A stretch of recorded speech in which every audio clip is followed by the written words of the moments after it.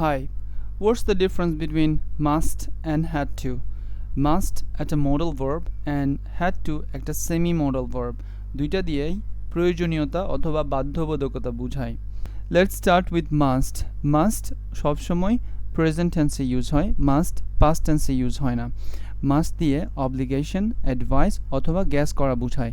For example, Omar must submit his project on time. ওমরকে অবশ্যই তার প্রজেক্ট অন টাইমে সাবমিট করতে হবে, এটা অনেকটা অব্লিগেশন অথবা স্ট্রং অ্যাডভাইস। আরেকটা এক্সাম্পল হচ্ছে you must be the new English teacher, নিশ্চয়ই তুমি নতুন ইংরেজি শিক্ষক, মানে অনেকটা আপনি নিশ্চিত হয়ে গ্যাস করছেন যে উনিই নতুন ইংরেজি শিক্ষক। Now let's talk about had to. Had to সবসময় past tense এ বসে। For example, I had to go there last week. আমাকে সেখানে গত সপ্তাহে যেতে হয়েছিল। And another example, I had to pay my tuition fees yesterday. আমাকে গতকাল আমার tuition fees দিতে হয়েছিল।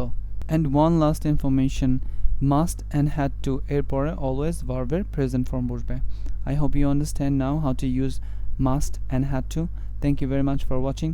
Happy learning.